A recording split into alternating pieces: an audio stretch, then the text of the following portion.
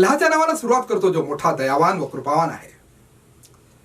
वडीलधारी मंडळी, माझ्या तरुण बंधूंनो आणि भगिनींनो, माझ्या माता भगिनींनो, तसेच विशेष करून कोरोना वॉरियर्स म्हणजे doctors, nurses, ward boys, police कर्मी, मीडिया कर्मी आणि लहान लहान चिलपाखरांनो, अस्सलाम वालेकुम, आदाब. जमात इस्लामी हिंदच्या महाराष्ट्र प्रदेश संदेश विभागातर्फे मी नौशाद उस्मान औरंगाबादहून आपल्या सगळ्यांचं स्वागत करतो या लाईव्ह ऑनलाईन ईद मिलन कार्यक्रमामध्ये. आपला देश, आपल्या देशामध्ये अनेक जाती धर्माचे लोक एकत्रित मिळून मिसळून राहतात, प्रेमानं बंधुत्वानं राहतात. अनेक धर्मामध्ये बरंचसं साम्य आहे, परंतु सगळीच धर्मतत्वे ही 100% सारखी आहेत असं नाही आहे. मतभेद आहेत काही प्रमाणात, परंतु या मतभेदामुळे मनभेद होता कामा नये, लक्षात घ्या. यासाठीच जातीय सलोखा राहावा, लोकांमध्ये प्रेम आणि बंधुत्व जे आहे ते कायम राहावं आणि त्याच्यामध्ये वृद्धी व्हावी, यासाठी जमात इस्लामी हिंदचा जो संदेश विभाग आहे तो देशभरामध्ये ईद मिलन साजरा करत असतो, ईद नंतर, रमजान आणि ईद नंतर. परंतु आता लॉकडाऊन आहे. दरवेळेस आपण ईद मिलनाच्या निमित्तानं सर्व जाती धर्माचे लोक एकत्र येत होतो आणि शिरखुर्माचा आस्वाद घेत होतो, सोबतच वैचारिक मेजवानीचा देखील आस्वाद घेत होतो. आता या लॉकडाऊनमुळे शिरखुर्माची तर काय सोय नाही, त्याचा तर आपण आस्वाद घेऊ शकत नाही, परंतु वैचारिक मेजवानी मात्र आपण घेऊ शकतो. आणि त्यासाठीच जमात इस्लामी हिंदच्या महाराष्ट्र प्रदेशच्या संदेश विभागातर्फे हा ऑनलाईन ईद मिलनाचा कार्यक्रम आयोजित करण्यात आलेला आहे. यामध्ये अनेक मान्यवर मंडळी आलेले आहेत. प्रसिद्ध सप्त खंजेरी वादक आदरणीय सत्यपालजी महाराज या कार्यक्रमात सहभागी होणार आहेत अकोला जिल्ह्याच्या अकोटहून. तसेच आमचे आदरणीय अभयपुत्रजी, आदरणीय भिक्खू अभयपुत्रजी जे आहेत ते औरंगाबादहूनच ऑनलाईन इथं सहभागी होणार आहेत. तसेच राष्ट्रवादी काँग्रेसचे नेते सुरजित सिंगजी खोंकर साहेब हे देखील औरंगाबादहूनच लाईव्ह आपल्याशी संबोधित करणार आहेत.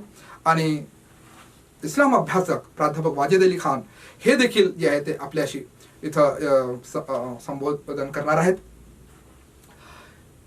या ईद मिलन कार्यक्रमाच्या सुरुवातीला जे आहे ते आपण कुराण पठणानं याची सुरुवात करूया. या ऑनलाईन ईद मिलन कार्यक्रमाचं अध्यक्षपद जे आहे ते प्रसिद्ध इस्लाम अभ्यासक प्राध्यापक वाजेद अली खान साहेब, जे जमात इस्लामी हिंदच्या महाराष्ट्र प्रदेश संदेश विभागाच्या समितीचे सदस्य देखील आहेत, ते अध्यक्षपद भूषवत आहेत. ते आपला अध्यक्ष समारोप तर करतीलच, परंतु या ऑनलाईन ईद मिलन कार्यक्रमाची सुरुवात प्राध्यापक वाजेद अली खान साहेब यांनी कुराणाच्या पठणानं करावी आणि नंतर त्या कुराण पठणाचं मराठी भाषांतराचं देखील त्यांनी पठण करावं अशी मी त्यांना विनंती करतो. प्राध्यापक वाजेद अली खान. औज़ु बिल्लाहि मिनश शैतानिर रजीम. बिस्मिल्लाहिर रहमानिर रहीम. या अय्युहल्लज़ीना आमनू कुतिबा अलैकुमुस सियामु कमा कुतिबा अलल्लज़ीना मिन क़ब्लिकुम लअल्लकुम तत्तक़ून अय्यामम मअदूदात फमन कान मिनकुम मरीदन औ अला सफरिन फ़इद्दतुम मिन अय्यामिन उख़र वअला अल्लज़ीन युतीक़ूनहु फ़िद्यतुन तआमु मिस्कीन फमन ततव्वअ खैरन फहुव खैरुल्लाह वअन तसूमू खैरुल लकुम इन कुंतुम तअलमून. शहरु रमज़ान अल्लज़ी उन्ज़िल फ़ीहिल क़ुरआन हुदल लिन्नासि वबय्यिनातिम मिनल हुदा वल फ़ुरक़ान फमन शहिद मिनकुमुश शहर फलयसुम वमन कान मरीदन औ अला सफरिन फ़इद्दतुम मिन अय्यामिन उख़र युरीदुल्लाहु बिकुमुल युस्र वला युरीदु बिकुमुल उस्र वलितुकमिलुल इद्दत वलितुकब्बिरुल्लाह अला मा हदाकुम वलअल्लकुम तशकुरून. सदक़ल्लाहुल अज़ीम वल मौलाल करीम. आता याचं भाषांतर पाहूया. सूरे बकरा, अध्याय बकरा या ज्या 3 आयते पठन करण्यात आली, 183, 184, 80, 185, तर याचा मराठी अनुवाद असा: हे इमानधारकांनो, विहित केले तुमच्यावर उपवास जसे विहित केले होते तुमच्या पूर्वींच्या लोकांवरती, जेणेकरून तुम्ही धर्म परायण व्हाल. हे काही ठराविक दिवसांचे उपवास आहेत. जर तुमच्यापैकी कोणी आजारी असतील किंवा प्रवासात असतील तर त्यांनी उपवास काळानंतर उपवास करावेत. आणि ज्या लोकांना उपवास करण्याचे सामर्थ्य असेल परंतु उपवास करणार नाहीत, त्यांनी दुर्बलांना मोबदला फिदिया म्हणून जेवू घालावे. एका उपवासासाठी एका दुर्बलाला जेवू घालावे, आणि जो स्वेच्छापूर्वक अधिक भले करील तर ते त्याच्या स्वतःसाठीच भले आहे. परंतु जर तुम्ही जाणलेत तर तुमच्यासाठी हेच अधिक उचित आहे की तुम्ही उपवास करावा. रमजान महिन्यामध्ये कुराणाचे अवतरण झाले. मानव जातीकरिता मार्गदर्शन, सुस्पष्ट पुराव्यांनिशी मार्गदर्शन आणि सत्य व असत्याची कसोटी. ज्या कोणाला या महिन्याचा लाभ होईल त्याने या महिन्यात पूर्ण उपवास करावेत. आणि जे आजारी असतील किंवा प्रवासात असतील त्यांनी उपवास काळानंतर उरलेल्या उपवासांची संख्या पूर्ण करावी. अल्लाह तुमच्यासाठी सुविधा इच्छितो, अडचणी इच्छित नाही. ही पद्धत यासाठीच सांगितली जात आहे की तुम्ही उपवासांची संख्या पूर्ण करावी. व ज्या सरळ मार्गावर अल्लाहने तुम्हाला आणले आहे आणि जे मार्गदर्शन अल्लाहने तुम्हाला प्रदान केले आहे त्यावर तुम्ही अल्लाहची थोरवी वर्णावी, तसेच तुम्ही अल्लाहचे ऋण व्यक्त करावे. सत्य फरमाविले अल्लाह तालाने. खूप खूप जझाकल्लाह सर. जझाकल्लाह म्हणजे अल्लाह तुम्हाला याचा मोबदला देऊ. सरांनी जे कुराण पठन केलं आणि त्याच्यानंतर जे मराठी भाषांतर त्याचं पठन केलं म्हणून मी सांगितलं जझाकल्लाह. तर या कार्यक्रमाचा जो मेन थीम आहे, जो विषय आहे, तो ठेवलेला आहे ईदचा संदेश, प्रेम व बंधुत्वाचा संदेश. आणि याच विषयावर यापुढे 4ही मान्यवर मंडळी जे आहे ते आपले विचार मांडणार आहेत. राष्ट्रवादी काँग्रेसच्या अल्पसंख्याक विभागाचे राष्ट्रीय उपाध्यक्ष माननीय सुरजीत सिंगजी खुंगर साहेब यांना मी विनंती करतो की त्यांनी या विषयावर आपलं जे आहे ते मत मांडावे. जमाते इस्लामी के द्वारा आयोजित ईद मिलन के इस कार्यक्रम में मैं आप सभी लोगों का बहुत बहुत स्वागत करता हूं और ईद की हमारे मुस्लिम भाई बहनों को और दिगर जमात के भाई बहनों को बहुत बहुत मुबारक पेश करता हूं. आज जो ये कार्यक्रम आपने रखा है इस सही मानों में एक बहुत बढ़िया कार्यक्रम है जिसकी आज समय की जरूरत है.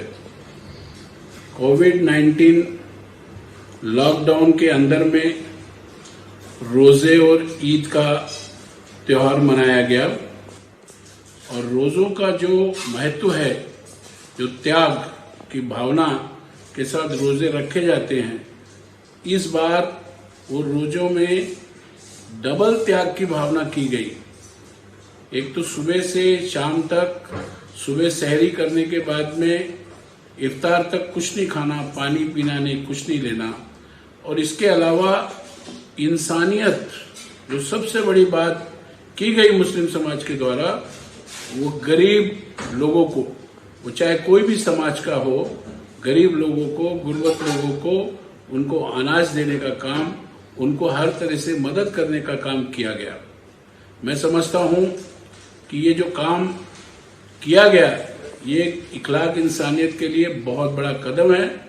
और हमारे धर्म में भी ये बोला गया है कि 68 तीरथ सकल पुण्य जी दया परवान। इसका मतलब है हिंदुओं के 68 तीरथ हुआ करते थे, जिसके अंदर बद्रीनाथ केदारनाथ भी आता है। आप यदि 68 तीरथ करके आ जाओ, उसके अंदर चाहे जितना पैसा लगे, समय लगे, कष्ट हो, ये सब होने के बाद में वो जो उसका स्वाब मिलेगा, वो एक तराजू में और एक इंसान के साथ इंसानियत करना बराबर है। कितनी बड़ी बात बोली है। इसके लिए सब धर्मों के अंदर, चाहे मुस्लिम धर्म हो, सिख धर्म हो, हिंदू धर्म हो, बाकी के धर्म हो, सब में इंसानियत को बहुत ज्यादा महत्व दिया गया है। किसी भी धर्म को मानते हैं और उनकी बातों पे नहीं चलते हैं तो वो धर्म के मानने का कोई उपयोग नहीं है। दूसरी बात जो सबसे बड़ी मुस्लिम समाज ने की, ईद को बहुत सादगी से मनाने के लिए सबको आदेशित किया गया कि जो पैसे, कोई नए कपड़े नहीं खरीदने, और जो पैसे बचेंगे या जो कपड़े नहीं खरीद के हम लोग जो पैसे बचाएंगे, उनको गरीब लोगों के अंदर में, जरूरतमंद लोगों के अंदर तकसीम करेंगे, उनकी जरूरत की चीजों को। तो ये बहुत बड़ी बात की गई। इससे जो है सही मानों में हमने अपनी ईद को मनाया, ताकि लोगों को हम इक्वलिटी, जो प्रेम, प्यार, बंधुत्व, इस बात को हमने बताया गया। मैं समझता हूं कि इस तरह की बातें करने से हम लोग जो है एक नई शुरुआत कर सकते हैं। और ईद मिलन के इस कार्यक्रम के माध्यम से जो जमात इस्लामी हिंद ने कोशिश की है, इस तरह के बहुत सारे कार्यक्रम की जरूरत है। क्योंकि आज जिस तरह की फिजा बिगड़ गई है, और उसको वापस से रास्ते पे लाने के लिए, वो प्यार कायम करने के लिए, लोगों को बताने के लिए, तो उसके लिए हमको सबको मिलके इस कार्य को करने की जरूरत है। इंसानियत के नाते से हम लोग यदि इस बात की सब लोग अपनी सारे मतभेदों को मिटा के आपस में इकट्ठे होके इस चीज के लिए कोशिश करेंगे, तो हम जरूर कामयाब होंगे। और मुझे लगता है कि आज की डेट के अंदर जिस तरह से, जैसे गुरु महाराज ने क्या बताया कि अव्वल अल्लाह नूर उपाए, कुदरत के सब बंदे, एक नूर से जग उपजा, कौन भले कौन मंदे। अच्छी बात सिखाई गई है, इंसानियत सिखाई गई है, प्यार सिखाया गया है, प्रेम सिखाया गया है, बंधुत्व सिखाया गया है, भाईचारा सिखाया गया है। इसके लिए उस सभी धर्मों के आदर करते हुए हर आदमी को अपने अपने धर्म मानने का अधिकार है, लेकिन सभी धर्मों का आदर करना चाहिए और अच्छी बातें सभी धर्मों की लेनी चाहिए। और मैं समझता हूँ इस्लाम जो धर्म है, एक बेमिसाल धर्म है, और उस धर्म के अंदर में त्याग की भावना, इंसानियत की भावना है। और आज उसको बढ़ाने की, आज तरह तरह के प्रोग्राम लेके इस तरह के लोगों को समझाने की जरूरत है, क्योंकि कई लोगों को गैर समझ है। उस गैर समझ को दूर करना, अपनी बातों को बता के, अपने धर्म की बातों का उल्लेख करके बहुत जरूरी है। इसलिए हमारे सिख समाज के अंदर चाहे लंगर की सेवा हो, चाहे बाकी की सेवा हो, लोगों की सेवा करके उनके अंदर किसी भी तरह का अहंकार नहीं होना, अकड़ नहीं होना, और दूसरे के लिए काम आना, ये बड़ी बात होती है। और जैसा कि मैं मुस्लिम समाज में भी बहुत ज्यादा उन लोगों के साथ में रहा हूँ, उनकी जो बातें हैं, उनकी जो सिकवन है, वो है। और उसमें तो एक बात मेरे को जब सामने आई, वो ये आई कि जब कोई भी मुस्लिम परिवार या मुस्लिम समाज के लोग दस्तरखान खाने के लिए बिछाते हैं, तो उनको है लाजमी कि बाहर जाके बोलना है कोई भूखा है, कोई भूखा है, कोई भूखा।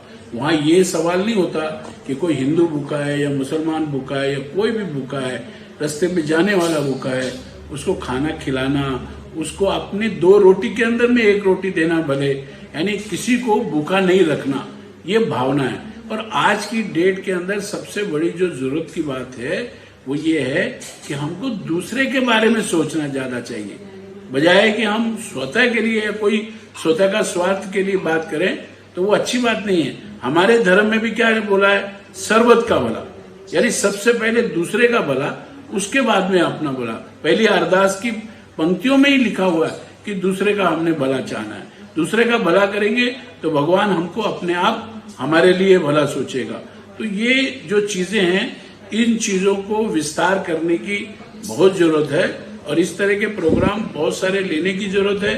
और जमाते इस्लामी हिंद ने जो ये कदम उठाया है, मैं समझता हूं कि इससे माध्यम से आज के लॉकडाउन और कोविड-19 के जो समस्या महामारी के बारे में जो लोगों को तकलीफ उठानी पड़ी है, उसके अंदर में यदि इस तरह के कदम उठा के हम लोग जो है लोगों तक इस माध्यम से भी, जो इलेक्ट्रॉनिक मीडिया के माध्यम से पहुंच रहे हैं, वीडियो कॉन्फ्रेंसिंग के माध्यम से पहुंच रहे हैं, तो ये घर घर में पहुंचाने की जरूरत है और ये प्रयास खाली नहीं जाएगा। मैं समझता हूं कि हम सब मिलके आओ, हम इस फिजा जो बिगड़ी है उसको अच्छा बनाने का काम करें। सभी धर्मों के लोग मिलके आपस में प्यार मोहब्बत के साथ रहें और एक अच्छा माहौल बनाने की कोशिश करें, क्योंकि हिंदुस्तान जो है वो पूरे सब धर्मों को मिला के एक गुलिस्तान है और उस गुलिस्तान को अपने को सबको मिलके सींचना और अच्छा बनाना ये अपना काम है। जय हिंद, जय महाराष्ट्र। मैं आप सबको मेरे समाज की तरफ से, सिख समाज की तरफ से, मेरी तरफ से बहुत बहुत ईद की मुबारकबाद देता हूं। खुदा हाफिज, जय हिंद, जय महाराष्ट्र। खूप खूप धन्यवाद सुरजीत सिंगजी। यानंतर औरंगाबादचे मेहता सामग्रीचे संस्थापक आणि आंतरराष्ट्रीय भिक्खू प्रशिक्षक माननीय भिक्खू अभयपुत्रजी यांना मी विनंती करतो की त्यांनी आपले विचार मांडावेत। विषय आहे ईदचा संदेश, प्रेम व बंधुत्वाचा संदेश। माननीय भिक्खू अभयपुत्रजी। आज सर्व भारतवासियांना ईद मिलन निमित्त मी सगळ्यांना शुभेच्छा देतोय। मुळातच ईद मिलन हा प्रेम बंधुभाव वाटण्याचा दिवस आहे। इस्लाममध्ये प्रेम बंधुभाव आजच्याच दिवशी नव्हे तर मस्जिदीमध्ये नमाज झाल्यानंतर प्रत्येकांच्या सुखासाठी, स्वास्थ्यासाठी ही अशी मंगल कामना दररोजच केली जाते। परंतु रमजानच्या महिन्यामध्ये मुस्लिम बांधव महिनाभर तप करून आपलं चित्त शुद्ध करून आपला त्याग दाखवून त्यागाचं जीवन जगून ते स्वतः अर्जित केलेल्या पुण्याला दुसऱ्यापर्यंत वाटत असतात। दोन प्रकारे आपण आपल्या जवळची वस्तू किंवा पुण्य हे दोन प्रकारे आपण वाटू शकतो।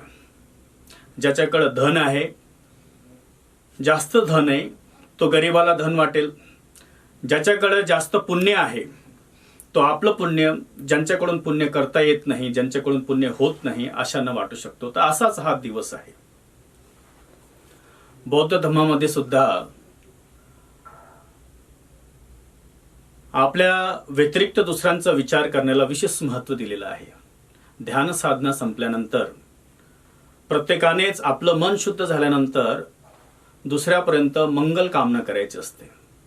माझं मंगल हो, माझं मंगल झाल्यानंतर माझ्या जवळच्या लोकांचं मंगल हो, चांगलं हो, भलं हो आणि सोबतच इतरांचं मंगल हो, सगळ्यांचं कल्याण हो। आणि याची आज नितांत गरज आहे। भारतालाच नव्हे जगाला सुद्धा आज या प्रेम भावनेची गरज आहे, बंधुत्वाची गरज आहे, शत्रुत्वाची गरज नाही। हे जग आपण शत्रुत्वाने कधीही जिंकू शकत नाही। आपल्याला हे जग प्रेममय करायचं आहे आणि वैमनस्य जरी असेल तर वैमनस्याला आपण प्रेमानच जगू शकतो, जिंकू शकतो आणि प्रेमानेच या संसारामध्ये आपण जगू शकतो। मला आठवतं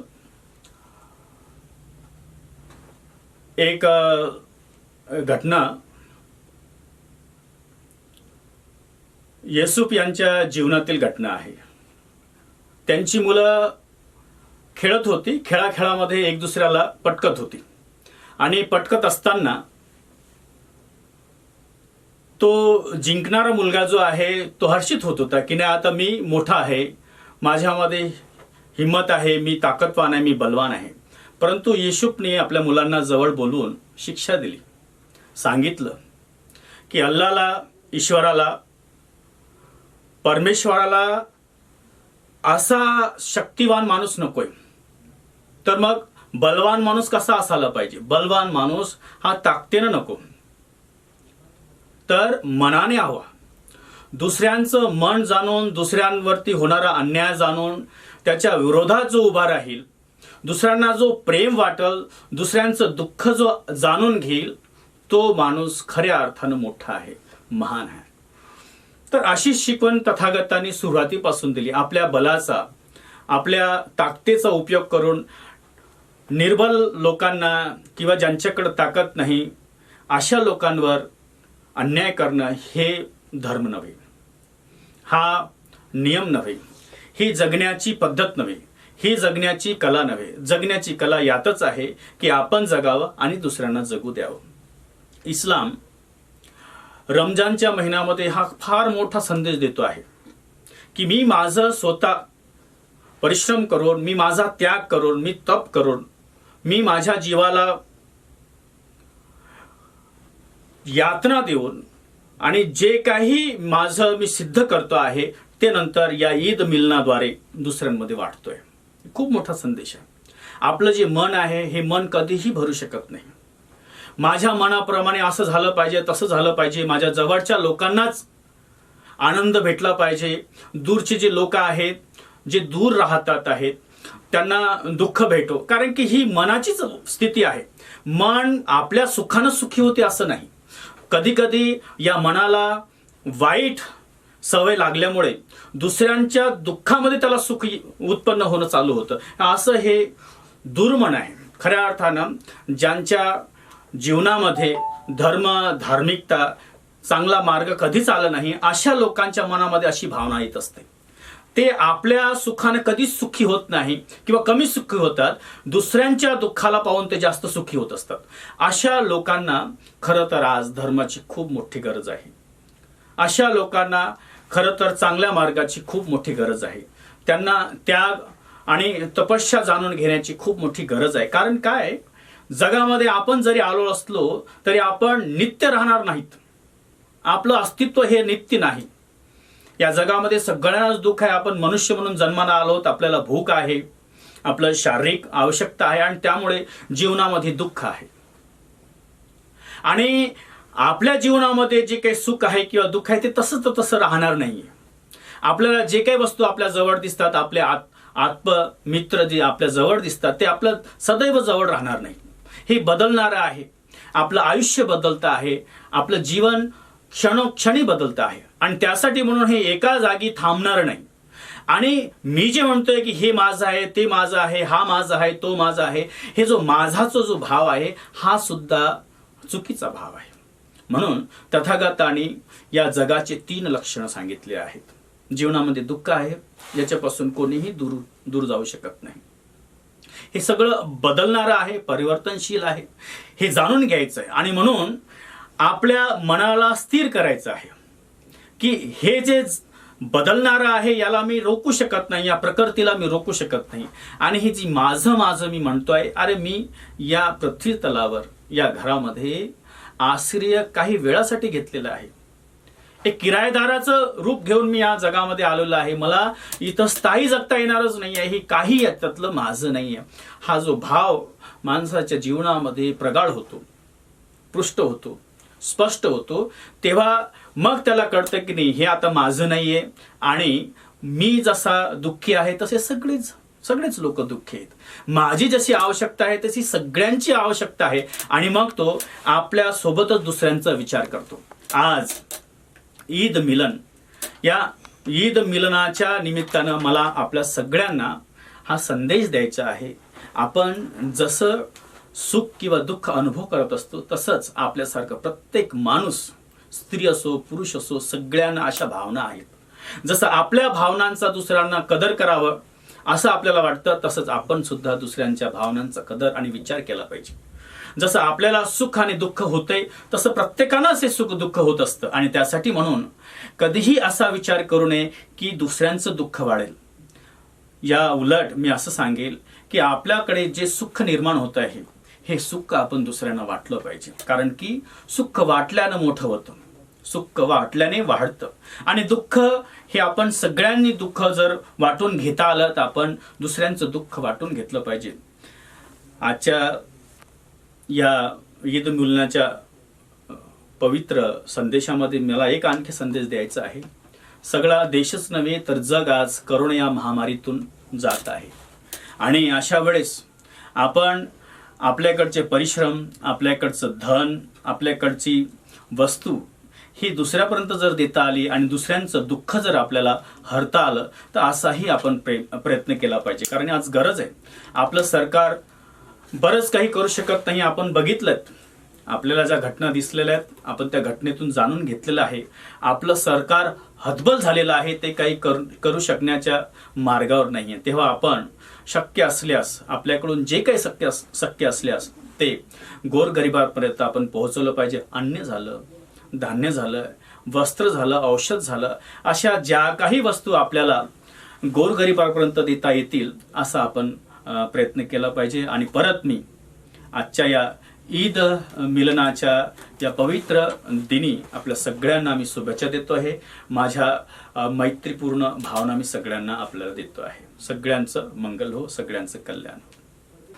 आता ती वेळ आलेली आहे ज्याचा तुम्ही सगळेजण वाट पाहत आहात. सत्यपाल महाराज हे नाव सगळ्या महाराष्ट्राला माहीत आहे. सप्त खंजेरी वादक, एकाच वेळी 7-7 खंजेरी वाजवून कीर्तनकार करणारे आणि सामाजिक प्रबोधन करणारे प्रसिद्ध कीर्तनकार आहेत. त्यांना मी विनंती करतो फार जास्त वेळ न घेता की त्यांनी ईदचा संदेश, प्रेम व बंधुत्वाचा संदेश या विषयावर आपले मत मांडावेत. जय गुरु. जमात-ए-इस्लामी हिंद या संघटनेकडून ऑनलाईन ईद मिलनाचा कार्यक्रम, जेणेकरून आपल्या एकामेकाविषयी, सर्व धर्मीयाविषयी प्रेमभावना वाढाव्या आणि आपण एकामेकाला जुळावं या उद्दिष्टानं हा जो ऑनलाईन ईद मिलनाचा कार्यक्रम ठेवला. जमात-ए-इस्लामी हिंद या संघटनेच्या सर्व कार्यकर्त्यांना आणि हा व्हिडिओ ऐकणाऱ्या सर्व भावांना, बहिणींना धन्यवाद. या ईद मिलनाच्या मागचा हाच उद्देश आहे की कुराणचं तत्त्व सर्वांना कळावं. की तुकडोजी महाराजी सांगतात, हर देश में तू, हर भेष में तू, तेरे नाम अनेक तू एक ही आहे. आपल्यामध्ये आपला परमेश्वर एक आहे. परमेश्वर म्हणा, अल्लाह म्हणा, गॉड म्हणा, या गुरुदेव म्हणा. तुकडोजी महाराज नेहमी सांगतात एक गुरुदेव शक्ती. मग त्याला दिसणारा म्हणा, न दिसणारा म्हणा, एक शक्ती म्हणा. या हिशोबानं हे सर्व मानव जीवनावर केंद्रित आहे. धर्म हा माणसासाठी आहे आणि याच उद्दिष्टानं माणसाला माणूस जोडण्याकरता सर्व धर्मीयामध्ये प्रेमभावनाच्या भावना उत्पन्न होण्याकरता माझी तर ही प्रार्थना आहे. आज माणसापासून माणूस तुटून राहिला, धर्माधर्मात भेदाभेद वाढले. हे भेदाभेद कमी व्हावे यासाठी एकच उपाय आहे. मुस्लिमाचं दुःख असो की हिंदूचं असो की बौद्धाचं असो की ख्रिश्चनाचं असो, ते दुःख आपलं समजावं. मुस्लिम भावांनी हिंदूचं दुःख आपलं समजावं, हिंदूंनी आपलं दुःख ते मुसलमानाचं दुःख, एकामेकाविषयी या जगाच्या पाठीवर पहिल्यांदा एक माणूस आणि एक बाई जन्मास आला आणि सर्व त्यांची संतान आम्ही भाऊ भाऊ वापर्याई. जसं एका माईच्या पोटी मुलं बाळं जन्मले तर ते भाऊ भाऊ होतात, मग दुसऱ्या माईच्या पोटी जन्मलेले आपलेच भाऊ बंद आहेत. म्हणून माणसाला माणसाशी जोडल्या गेला पाहिजे, त्याकरता हा ईद मिलनाचा कार्यक्रम आहे. म्हणून सर्वात जास्त तो आपला जवळचा असो की दूरचा असो, प्रेम होता आपला भेद लयाला गेला पाहिजे. तुकडोजी महाराज सांगतात, मला या लॉकडाऊनच्या काळात मला ते कळलं, मी पाहिलं की मुसलमानाचा पेशंट असला किंवा गरीब असला त्यालाही हिंदूंनी मदत करावी, हिंदू गरीब असला तर मुसलमानांनी मदत करावी, बौद्धांनी मदत करावी. एकामेकाला गरिबी हे सर्व धर्मात आहे. कोरोना हा सर्वांना होऊ शकते, याकरता या ईद मिलनाच्या दृष्टीतून प्रेमभावना निर्माण झाल्या पाहिजे. आणि साधू संतांनी, आपल्या मराठी संतांनी तेच काम केलं की जगद्गुरु तुकाराम महाराजांनी अभंग लिहिला, अल्लाह देवे अल्लाह दिलावे, अल्लाह दवा अल्लाह खिलावे, अल्लाह बगर नहीं है कोई, अल्लाह करे सोही होय. म्हणून आपल्यामध्ये मराठी साधू संतांनी, तुकोबारायांनी, कबीरजींनी मोठं सुंदर आम्हाला विचार दिला. त्यांनी एका ठिकाणी म्हटलंय, पत्थर पूजे सोहरी मिले क्यों न पूजू पहाड़, घर की चक्किया कोई न पूजे पीच खाए संसार. म्हणून माझ्या भावांनो,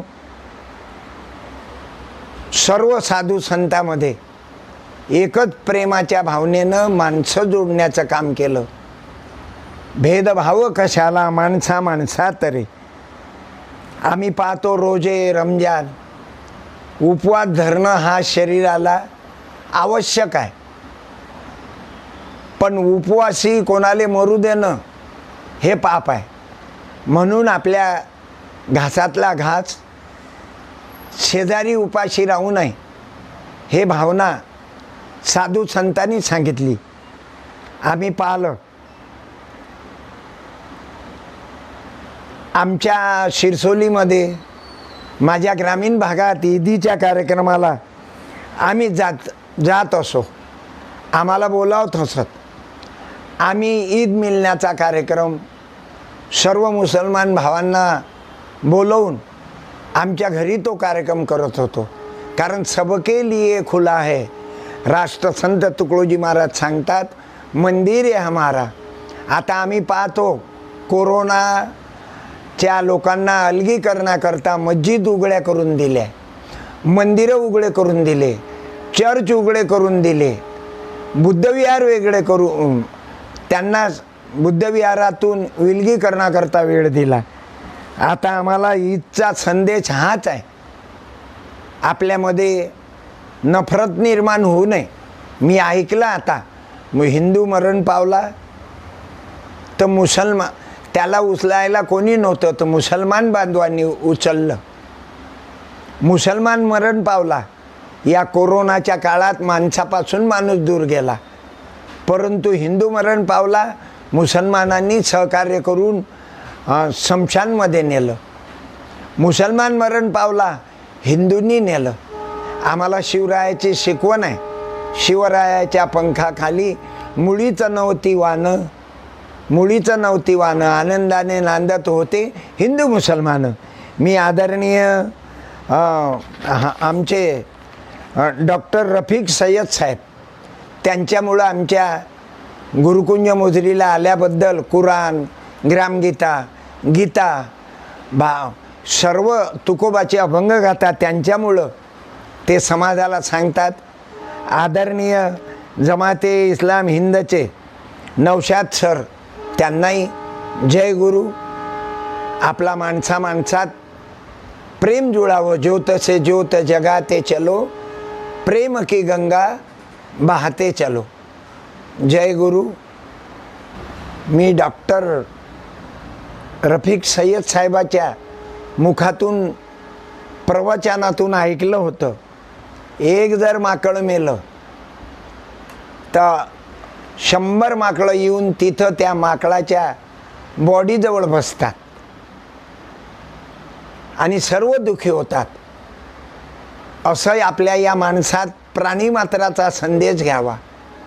याची जात वेगळी, त्याचा धर्म वेगळा, हे डोक्यातून काढावं. आणि आपल्यामध्ये प्रेम नाही का मनात, प्रेम नाही का, आपण सर्व जुळून जावं. कारण औषधी पाहतो आपण, मुसलमानाला तेच लागते. सलाईन पाहतो, हिंदूला तेच लागते, मुसलमानाला, ख्रिश्चनाला, बौद्धाला. मग किराणाही तोच चालते. कोरोनावरची औषधी तीच चालते. मग हवाही आम्हाला सर्वांना सारखी देते, सूर्याचा प्रकाश सारखा देते. मग जेव्हा या पृथ्वी तलावर झाडं सर्वांना ऑक्सिजन देतात, कर्बाम्ल वायू शोषतात, मग आपण माणसाने वाईट गोष्टी आपल्यातून शोषून घ्याव्या आणि चांगल्या गोष्टी आपल्या सर्व धर्मीयाला तुमच्यामध्ये सद्भावना निर्माण व्हावी, जातीय सलोखा व्हावा आणि आपल्यातले भेदाभेद, रक्त सांडणं बंद व्हावं, लाया बंद व्हाव्या. रक्त सांडल्यापेक्षा रक्तदान, जसं जकात देतो आपण, पैशाचंही दान आहे, रक्ताचं दान आहे, देहदान आहे, नेत्रदान आहे. आपण सहकार्य करा. अरे एकामेकात हा ईद मिलनाच्या मागचा उद्देशच आहे की आपण सर्वांनी एकत्रित याकरता जमाअत ए इस्लाम हिंद संघटनेच्या सर्व कार्यकर्त्यांना, आदरणीय नौशाद भाई, डॉक्टर रफिक सय्यद साहेब, पूर्ण जगातील इस्लाम बांधव, बौद्ध बांधव, हिंदू बांधव, ख्रिश्चन बांधव सर्वांना या ईद निमित्त शुभेच्छा. जय गुरु. वेळ कमी आहे, नाहीतर महाराजांना खूप खूप ऐकावंसं वाटत होतं. आपल्याला महाराजांनी बोलतच राहावं आणि आपण ऐकतच राहावं असं वाटत होतं, परंतु वेळेचं बंधन आहे. यानंतर आपण शेवटच्या टप्प्यामध्ये आलेलो आहोत या कार्यक्रमाच्या, तो म्हणजे अध्यक्ष समारोह. जमात इस्लामी हिंद महाराष्ट्र प्रदेशच्या संदेश विभागाच्या समितीचे सदस्य प्राध्यापक वाजेद अली खान, जे एक प्रसिद्ध इस्लाम अभ्यासक देखील आहेत, त्यांना मी विनंती करतो की त्यांनी अध्यक्ष समारोप देखील करावा आणि ईदचा संदेश, प्रेम व बंधुत्वाचा संदेश या विषयावर आपलं मार्गदर्शन देखील करावं. प्राध्यापक वाजेद अली खान. बिस्मिल्लाहिर्रहमानिर्रहीम. जमाते इस्लामी हिंद महाराष्ट्र झोनतर्फे मी आपल्या सर्वांचं स्वागत करतो. प्रामुख्याने आपल्यासोबत आज माननीय सत्यपाल महाराज होते, माननीय भिक्खू अभयपुत्र साहेब होते आणि माननीय सुरजीत सिंग खुंगर साहेब होते आणि याचबरोबर कार्यक्रमाचे संचालन करणारे नौशाद उस्मान सुद्धा आपल्यासोबत होते. शेवटच्या टप्प्यात आमच्या बांधवांनी जो मार्गदर्शन दिलेलं आहे या विषयावरती की ईदचा संदेश, प्रेम आणि बंधुत्वाचा संदेश, तर बऱ्याच काही गोष्टी आपल्यासमोर या तिन्ही बांधवांकडून आलेल्या आहेत. तर सुरुवातीला आपण यावर विचार करू की हा जो ईद सण प्रत्येक वर्षी येतो आणि जगात 223 देशांमध्ये 182 कोटी मुस्लिम बांधव आणि भगिनी ईद साजरी करतात. तर या मागची भूमिका, या मागचं महत्त्व काय आहे? आणि याचबरोबर जमाते इस्लामी हिंदने गेल्या 78 वर्षापासून भारतातच नव्हे तर पूर्ण जगात आणि व्हाईट हाऊस पर्यंत इफ्तार कार्यक्रम आणि ईद मिलन कार्यक्रमाची सुरुवात केलेली आहे. तर या मागची भूमिका काय आहे हे सुद्धा आपल्याला इथे स्पष्ट करायची आहे की एकतर शांती, प्रेम, सद्भावना आणि बंधुत्व विश्वव्यापी बंधुत्व पसरलं गेलं पाहिजे. तर या अनुषंगाने जमात इस्लामी याची सुरुवात केलेली आहे.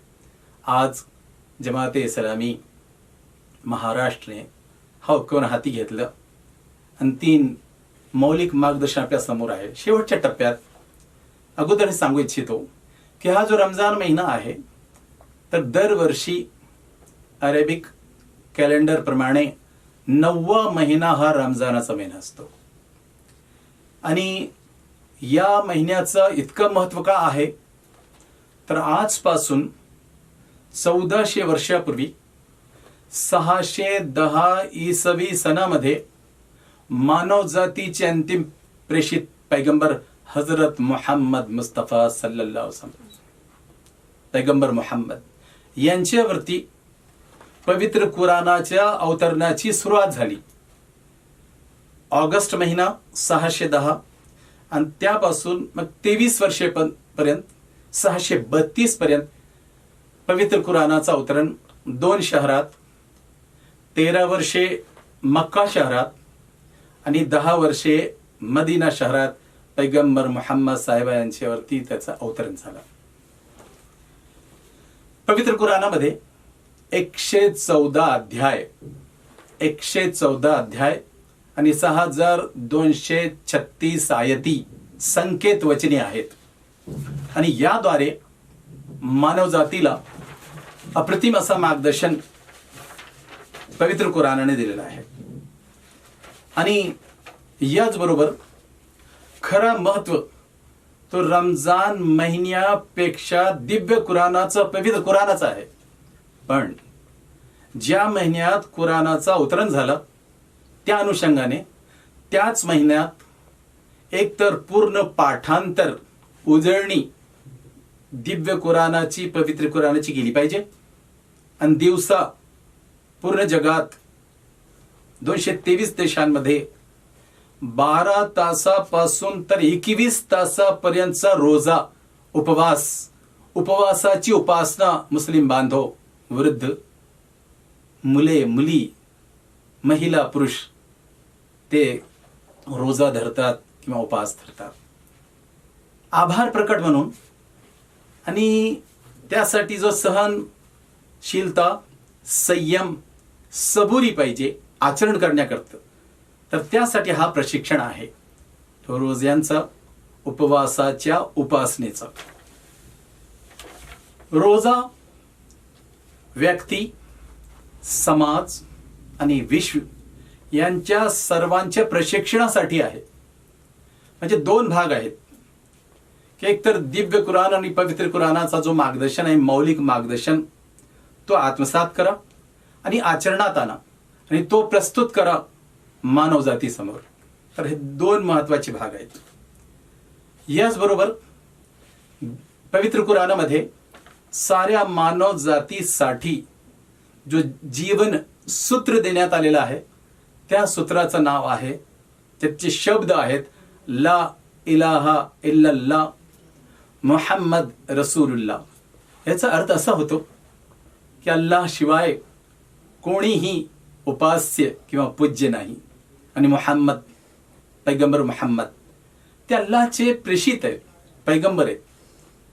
तर हा आहे सूत्र.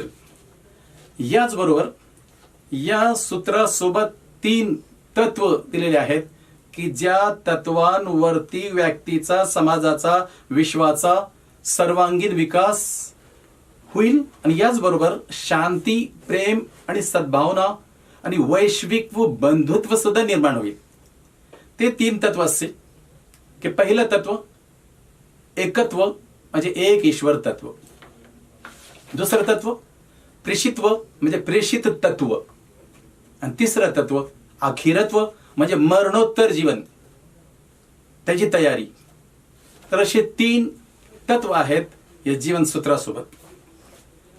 आणि याचबरोबर एक महत्वाची माहिती अशी की हे जे दोन स्त्रोत आहेत, दोन स्त्रोत, पहिला दिव्य कुराण, सैद्धांतिक नियमांचा, आदेशांचा, मार्गदर्शन अल्लाचा, ईश्वराचा, गॉडचा, तो आत्मसात करावा, आचरण करावा. पण कसं आचरण करावा, कसं आत्मसात करावा?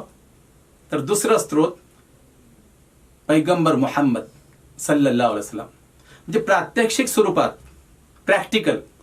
कुराण थेरी आहे, तर हजरत मुहम्मद साहेबांचं पवित्र जीवन प्रॅक्टिकल आहे.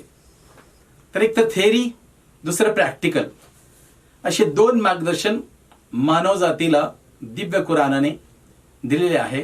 आणि आचरणातून हजरत मुहम्मद मुस्तफा सल्लल्लाहु साहेबांनी साऱ्या मानवजातीला 1400 वर्षापूर्वी दिलेले आहे.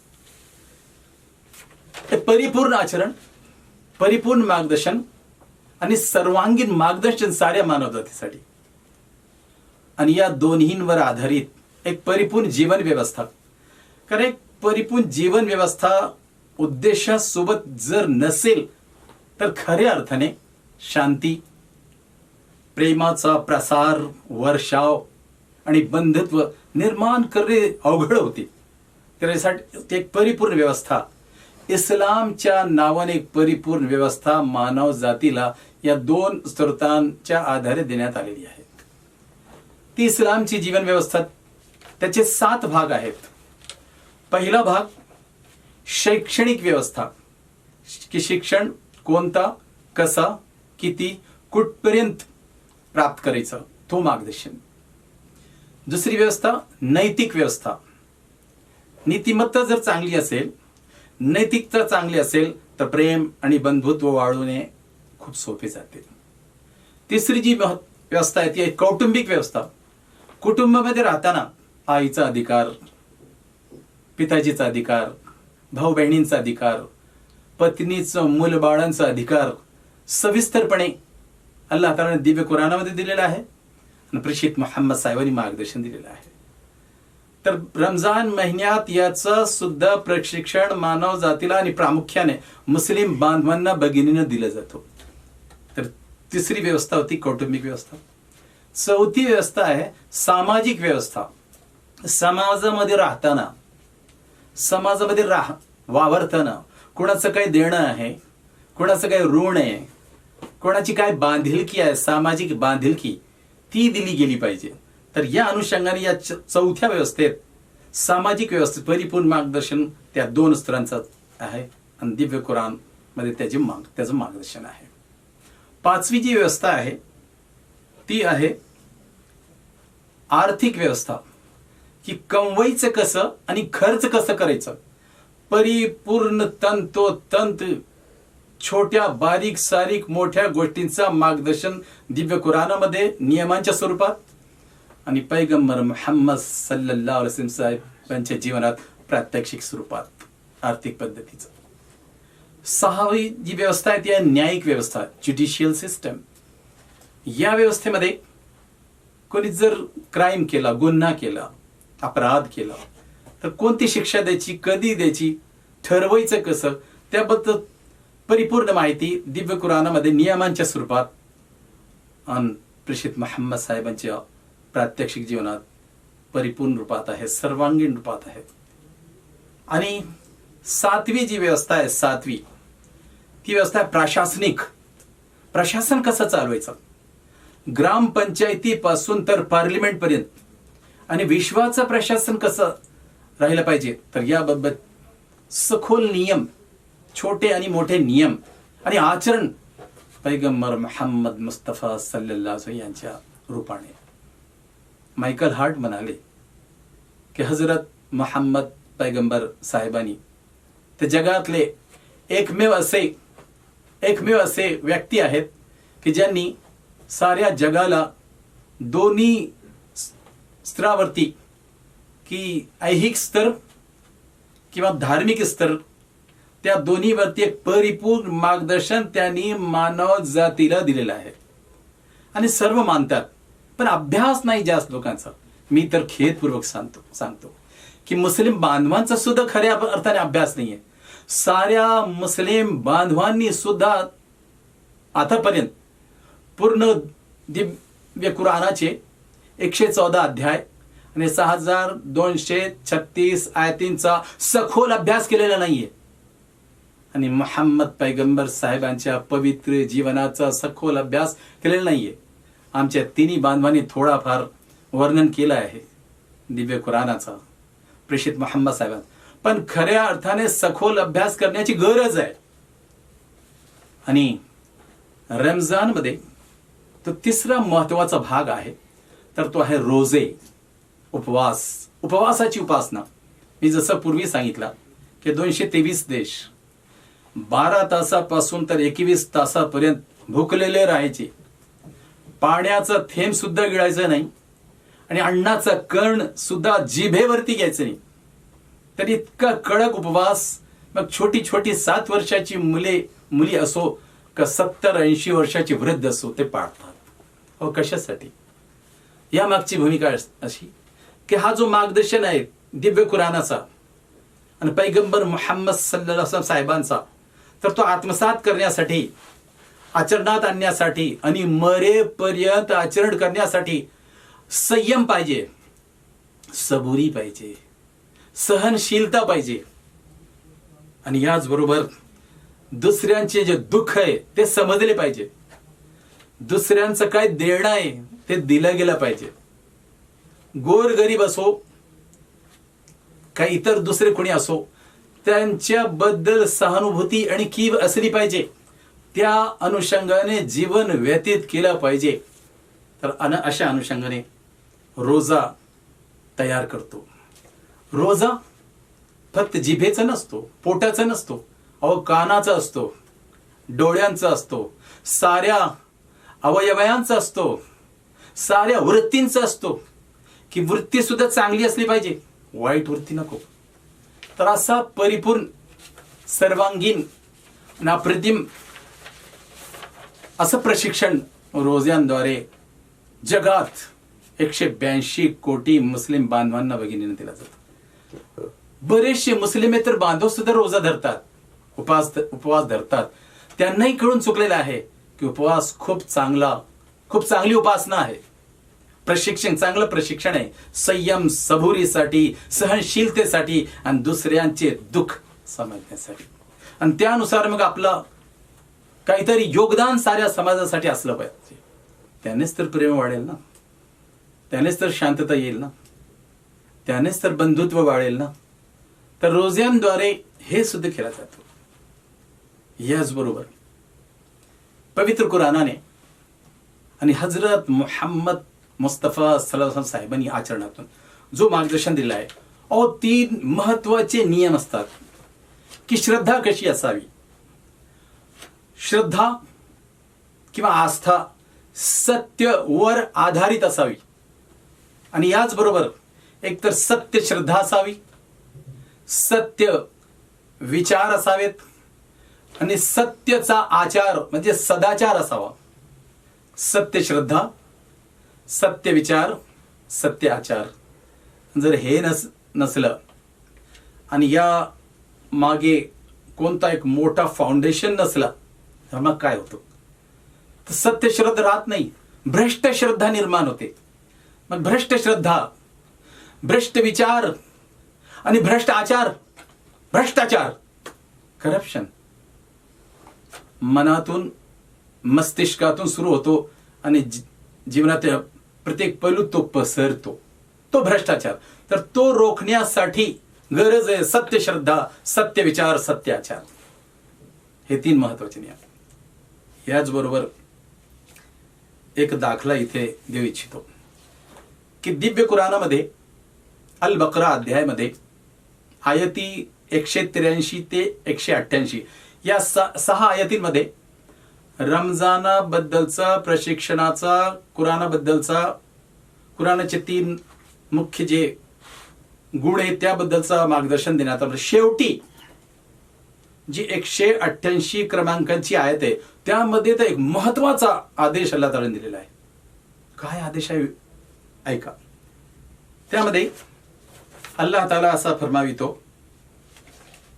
की हे लोकांनो, आपसात इतरांची संपत्ती धन अवैधपणे गिळंकृत करू नका, किंवा अधिकारी किंवा राज्यकर्ते यांच्या समोर या हेतूने प्रस्तुत करू नका की त्यांनी खावा आणि त्यामधला काही वाटा मलाही मिळाला पाहिजे.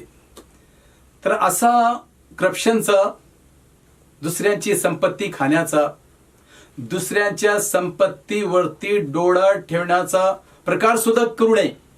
तर हा सुद्धा आदेश रमजानामध्ये रमजानाबद्दल कुराणाद्वारे साऱ्या मानव जातीच्या मार्गदर्शनासाठी आहे. आणि प्रामुख्याने सांगतो की जो प्रेम आपल्याला वाढवायचा आहे साऱ्या मानव जातीमध्ये, मग ते आपल्या प्रिय भारताचे 138 कोटी भाऊ आणि बंधू भगिनी असोत, का 770 कोटी बंधू आणि भगिनी असोत, त्या सर्वांमध्ये जो प्रेम, सर्वांमध्ये जी शांती आणि सर्वांमध्ये जो आपल्याला बंधुत्व वाढवायचा आहे, त्यासाठी महत्वाचा नियम. त्यांना शेवटच्या आयतीमध्ये संकेत वचनामध्ये अल्लाह ताला हा आदेश दिलेला आहे की असं करू नका, पैसे खाऊ नका, वाईट नजर, वाईट डोळा ठेवू नका, कपट छळ करू नका दुसऱ्यांसोबत, दुसऱ्यांच्या पैशासोबत. तर इतका महत्वाचा नियम 1400 वर्षापूर्वी या दिव्य कुराणामध्ये अल्लाह तालाने दिलेला आहे. याचबरोबर शेवटच्या टप्प्यात मी इथं सांगू इच्छितो की पवित्र कुराणामध्ये मानव जातीसाठी जो मार्गदर्शन देण्यात आलेलं आहे, तर 5 मुद्द्यांवरती हा आदेश दिलेला आहे. त्यातला पहिला मुद्दा असा आहे की निर्मिती काय आहे, निर्मिती, क्रिएशन, खल्क, त्याबद्दल महत्वाची माहिती, मार्गदर्शन, नियम. दुसरं मार्गदर्शन नियम तो निर्माता बद्दल, की निर्माता, क्रिएटर, खालिक, त्याबद्दलचं परिपूर्ण मार्गदर्शन. तिसरं मार्गदर्शन उद्देश, जीवनाचा उद्देश, मग व्यक्ती असो का समुदाय असो का विश्व असो, त्यासाठी उद्देश काय जीवनाचा. तर तिसरा महत्वाचा उद्देश, एम, मकसद. चौथा जो मुद्दा दिव्य कुराणाने हाताळलेला आहे आणि आचरणातून हजरत मुहम्मद पैगंबर साहेबांनी मार्गदर्शन दिलेलं आहे.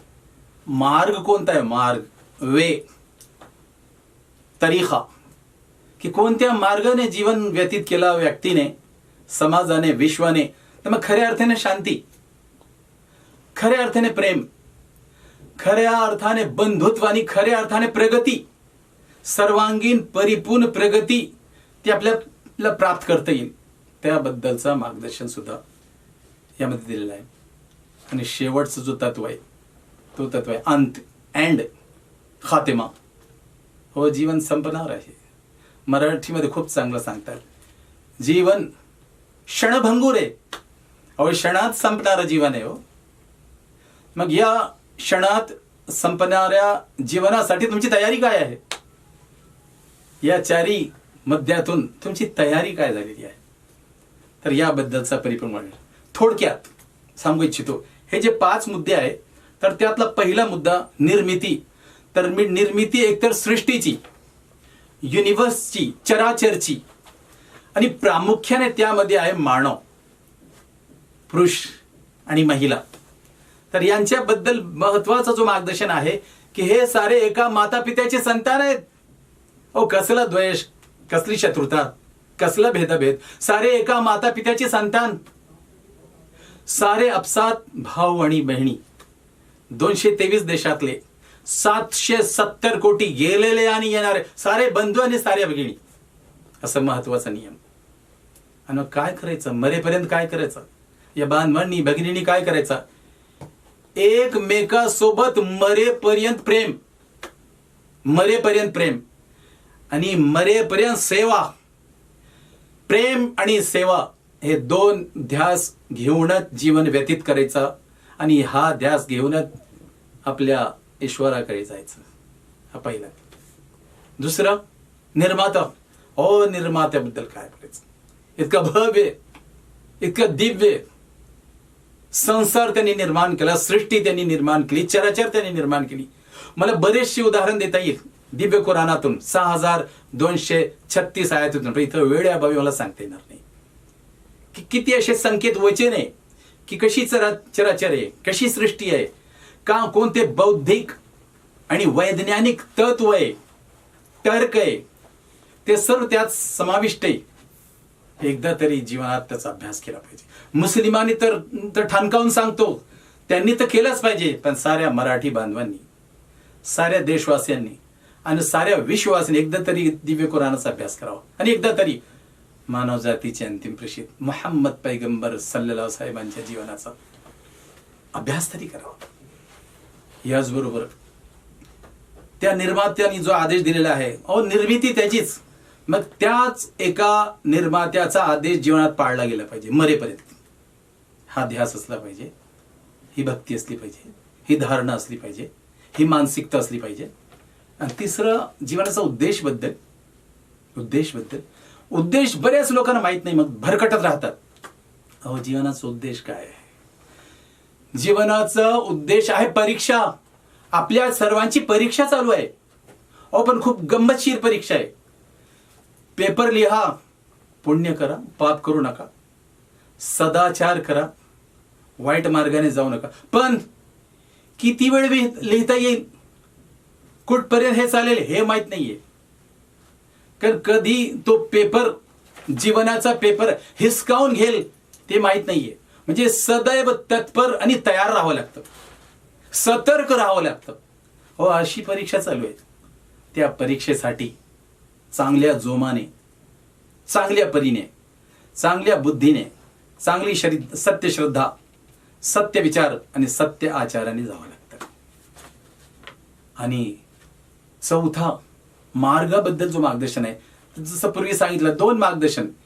एक थेरीचा दिव्य कुराण, पवित्र कुराण 6236 आयती, 114 अध्यायांची, आणि दुसरा स्त्रोत हजरत मोहम्मद पैगंबर सल्लल्लाहु अलैहि वसल्लम यांचं आचरण, की त्या आयंतीवरती आचरण कसं करायचं. जीवनाच्या प्रत्येक पैलूत, जीवनाचे महत्वपूर्ण ज्या 7 व्यवस्था आहेत, 7 व्यवस्था, त्यामध्ये कसं आचरण करायचं, हजरत मोहम्मद पैगंबर साहेबांनी परिपूर्ण असं मार्गदर्शन दिलेलं आहे. तो एकदा तरी जीवनात आहे. ते 7 व्यवस्था मी पूर्वी सांगितल्या, आता सांगणार नाही. आणि शेवटी अंत, जीवनाचा अंत जो आहे, जीवनाचा अंत जसं मी सांगितलं, क्षणभंगूर आहे जीवन. कधी अंत येईल कोणालाच माहित नाही. मग किती धनवान असो, किती विद्वान असो, किती विवेकशील असो, त्याला माहीतच नाही की आपल्याला शेवटची घटकं कधी येणार आहे, जीवनाचा शेवटचा टप्पा कधी आहे, माहीतच नाही. सदैव आणि तत्पर राहावं लागतं, तयार राहावं लागतं, नेहमी तयार राहावं लागतं, की जिथं जायचं आहे त्याची तयारी काय आहे, काय करतोय मी, काय करायचंय मला. तर याबद्दल आपल्याला सतर्क राहण्याची गरज आहे. आणि शेवटच्या टप्प्यात सांगतो की मरणोत्तर एक जीवन आहे. बरेच लोक मानत नाही, पण त्यांच्याकडे कोणता पुरावा नाहीये, त्यांच्याकडे कोणता पुरावा नाहीये. तो जो मरणोत्तर जीवन आहे, सर्वांना तिथे जाणे अनिवार्य आहे. कोणालाही ती घटका आणि तो मरणोत्तर जीवन चुकविता येणार नाही. मग आपली तयारी काय आहे, माझी तयारी काय, माझ्या पत्नीची तयारी काय, माझ्या मुलबाळांची तयारी काय, माझ्या बांधवांची तयारी काय, माझ्या राज्यवाल्यांची तयारी काय, माझ्या देशवासियांची तयारी काय, माझ्या विश्वासियांची तयारी काय, गांभीर्याने विचार केला पाहिजे. आणि मग तिथं 2 मोबदले आहेत. स्वर्ग, खुशाली समृद्धशाली जीवन, स्वर्ग, पॅराडाईज, जन्नत नसतं. नरक अग्नी, जहन्नम, हेल. तर आपल्या सर्वांना चांगल्या परीने इथे राहायचं, शांतीसाठी, प्रेमासाठी, बंधुत्वासाठी, प्रगतीसाठी.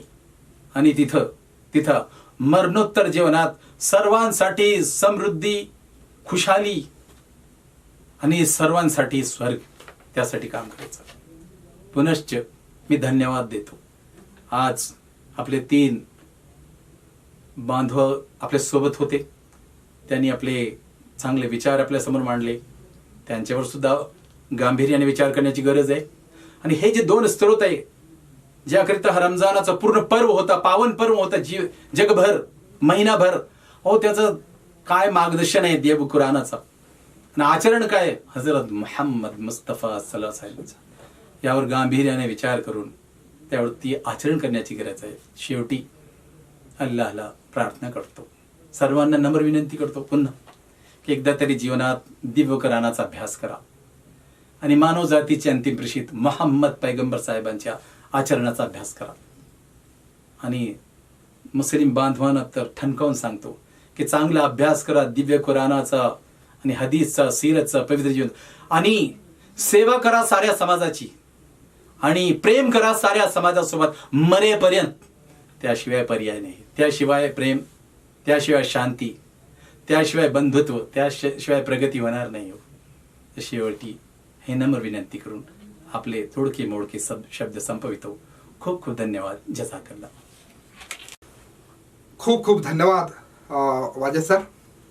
हा कार्यक्रम आता पूर्णत्वास जात आहे, यासाठी मी त्या सृष्टीकर्त्याचं, त्या अल्लाचं खूप खूप आभार व्यक्त करतो.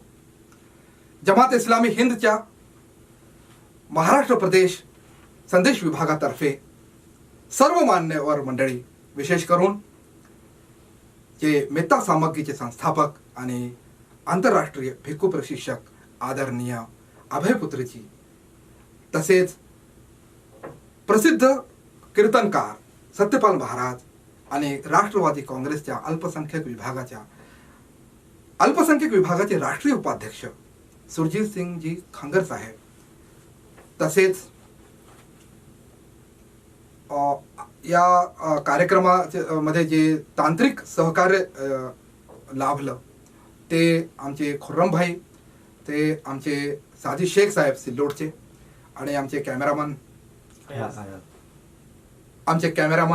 अयाज भाई, आणि आमचे जमात इस्लामी हिंद शाखा औरंगाबादच्या सोशल मीडियाचे प्रभारी अनवर खान साहेब यांचं खूप खूप आम्हाला सहकार्य लाभलं. विशेष म्हणजे या कार्यक्रमाचं अध्यक्षपद ज्यांनी भूषवलं ते प्राध्यापक वाजेद अली खान यांचं देखील मी संयोजकाच्या वतीनं खूप खूप आभार मानतो. आणि last but not the list, आणि सर्वात महत्त्वाचं म्हणजे तुम्ही, हो तुम्ही ज्या प्रेक्षकांनी या लाईव्ह कार्यक्रमाला भरभरून प्रतिसाद दिला, याला लाईक केलं, याच्यावर कमेंट्स केले आणि याला शेअर्स केलं, त्यांचा देखील मी आभार व्यक्त करतो. तसेच याच्या प्रसिद्धीसाठी आम्हाला मदत केली यांनी जमात इस्लामी हिंदच्या महाराष्ट्र प्रदेशचे मीडिया विभागाचे सचिव ब्रादर अनवर मुंबईचे, यांचं देखील मी खूप खूप आभार व्यक्त करतो. आणि एकच सूचना देतो शेवटची की या विषयाच्या संबंधित ज्या विषयावर जो हा कार्यक्रम झाला, लाईव्ह कार्यक्रम, या विषयावर जर तुम्हाला काही प्रश्न असतील तर आमचा एक टोल फ्री नंबर आहे, तो टोल फ्री नंबर लिहून घ्या. रेडी? तो टोल फ्री नंबर लिहून घ्या. त्याच्यावर तुम्ही मराठी, हिंदी, इंग्रजी किंवा इतर कोणत्याही भारतीय भाषेत प्रश्न विचारू शकता, पैसे लागत त्याच्यासाठी. तर तो नंबर काय आहे? 1-800-2-000-787. स्क्रीनवर देखील तुम्ही बघत आहात की 1800, 2000 आणि 787 हे लक्षात घ्या. याच्यावर तुम्ही मराठी, हिंदी, इंग्रजी किंवा इतर कोणत्याही भाषेमध्ये प्रश्न विचारू शकता. आता संयोजकाच्या परवानगीनं मी हा ऑनलाईन ईद मिलन कार्यक्रम समाप्त झाला, त्याची सांगता झाली असं मी जाहीर करतो. धन्यवाद.